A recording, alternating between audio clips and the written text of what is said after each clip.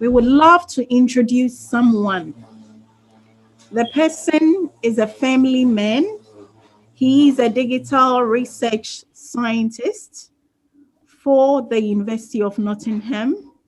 He is a professional member and a Chartered Institute of IT, UK. He is a chartered engineer and a member of the Engineering Council of Britain. And above all, he is a God-fearing man, an elder of his church. People of God, help me welcome Elder Dr. Solomon Osei.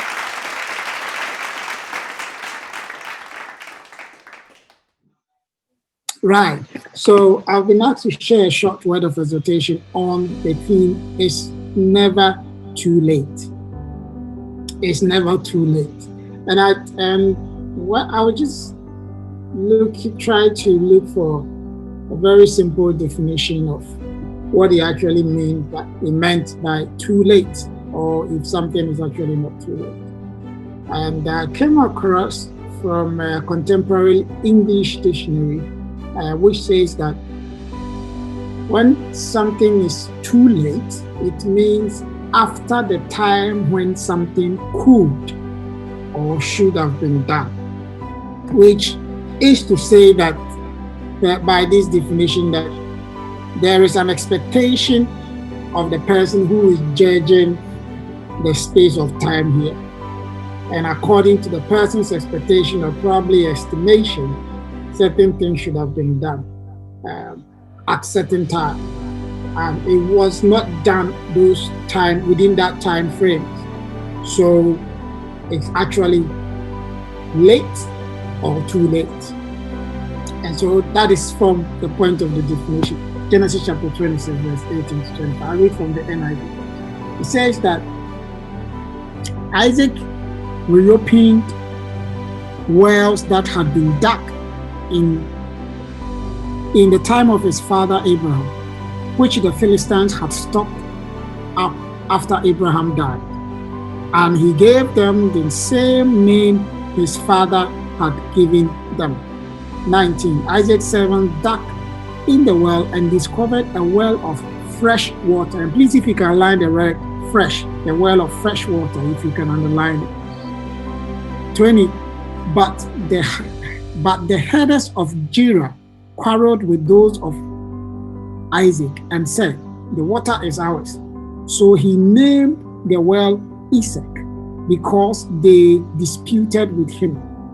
Then they dug another well, underlined another well, but they quarreled over that one also. So he named it Sitna. 22. He moved, another word, keyword, moved. He moved on from there and dug another well, and no one quarreled over with it.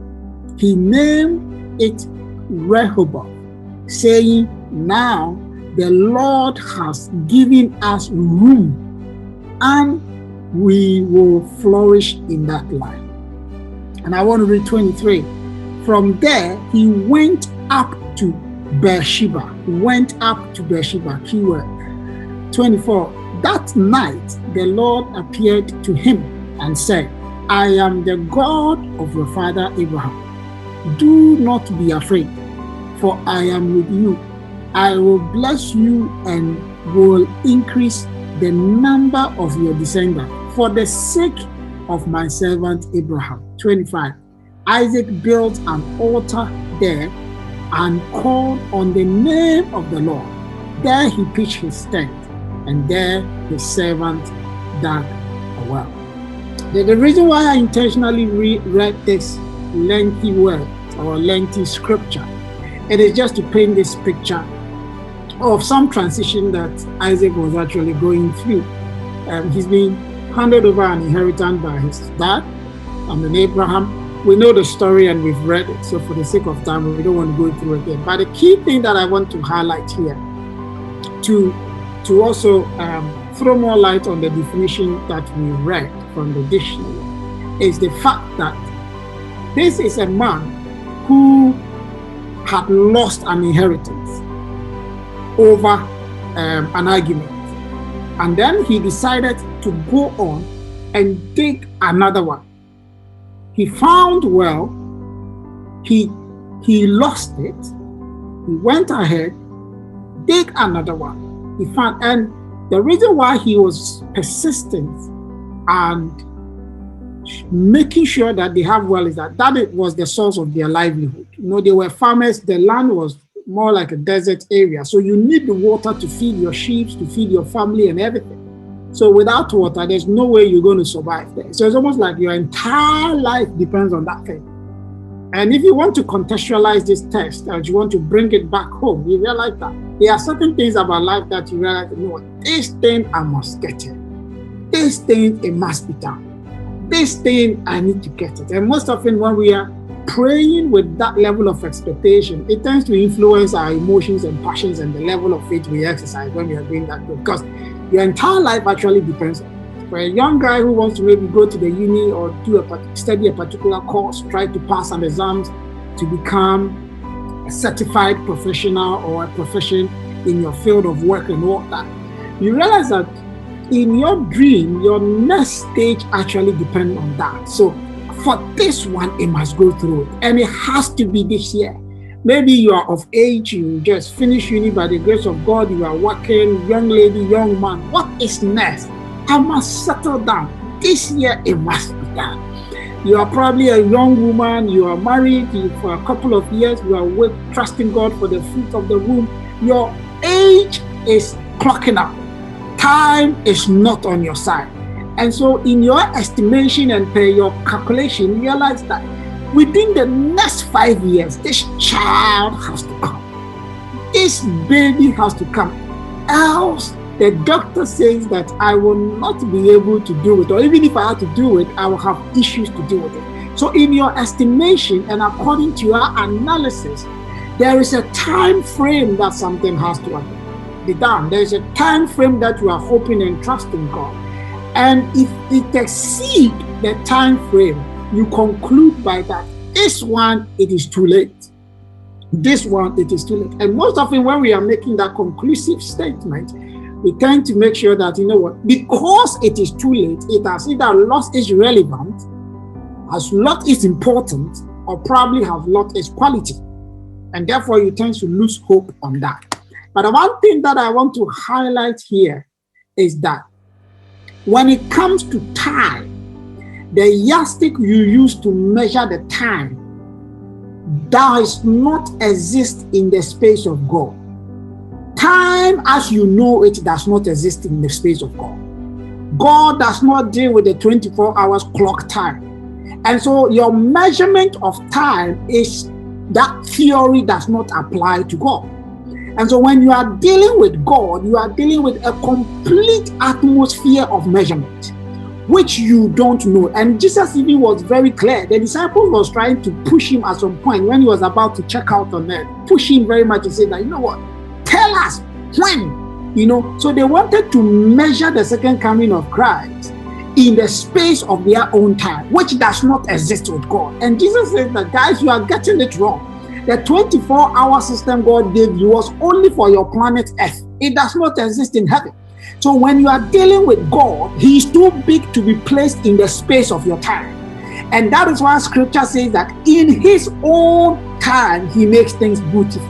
And so if your too late measurement is within the space of your 24 hours, in the context of God, I want to present and maybe kill your theology that you've gotten it wrong in the no matter what. And that is why when you are dealing with God, a 90-year-old woman can still give birth without operation.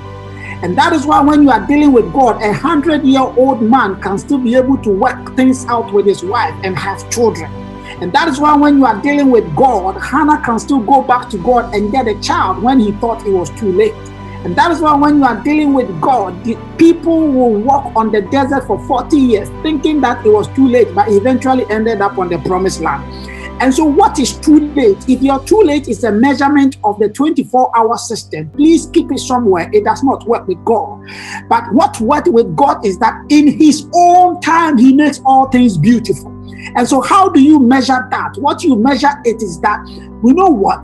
In the space of time, it seems too late. But when I'm dealing with God, nothing stops midway because his name is Alpha and Omega. So long as I've started with him, the joy is that I will eventually end it with him. And the result is definitely going to be beautiful. The result is going to be glorious. That is the assurance of faith we have in him. That with God, all things are possible. And so if you are about to throw in the towel, or you're already throwing the towel, or you are thinking about throwing in the towel because we are too late and things are getting too late, I want to announce to you this morning that it is not too late, because the measurement of lateness does not apply in the space of God. What you hold on with God is the fact that if he has said it, he will do it. If he has promised it, it will come to pass. No matter what it is. Maybe you are 40 years, you are about to go to uni, you are thinking about, can I get this degree? Is it not too late? Can I hang out with these young ones in this classroom? Is it not too late? What is too late? What is too late? Too late is never existed with God. Too late does not exist in the space of God. What is important is that the purpose for my life? Is that the will of God for my life? Bible says that he has called us according to his purpose, not your plan or your arrangement or your calculation. And that is why Proverbs says that trust in the Lord with all your heart and lean not on your own understanding. In all your ways acknowledge him and he will direct your path. What works with God is that he speaks, we follow. What works with God is that seek God with all your heart and he will direct your path. What works with God is that show me the way and I will lead with it, because it says that if you get to the crossroad, you will hear a still voice behind you saying that this is the way, walk in it. So don't give up, friend. Your age does not apply, because it is in the space of your 24-hour system. Your reason does not apply, because what matters is God's plan for your life. Your calculation is not logical with God, because he does not analyze things in the space of man. Your understanding of your life does not apply until you really get revelation from God as to what God really wants you to do. So what I want to encourage you tonight is that there is nothing like too late. The most important thing is you are working with the will of God. Of course, when you come to your physical system, your body, you'll be aging, your age is cracking up and all that. So in the wisdom of man and even in the wisdom of God, there are certain plans that you need to put in place. But if it comes to your life and your destiny and your purpose on life, the one holding it and the one managing it is God. And I want to encourage you that there is nothing too late when it comes to God. The most important thing is that have faith in him and trust him that if he has said it, he will do it. If he has started it, he will finish it. Everything is possible with God. May the Lord bless us all.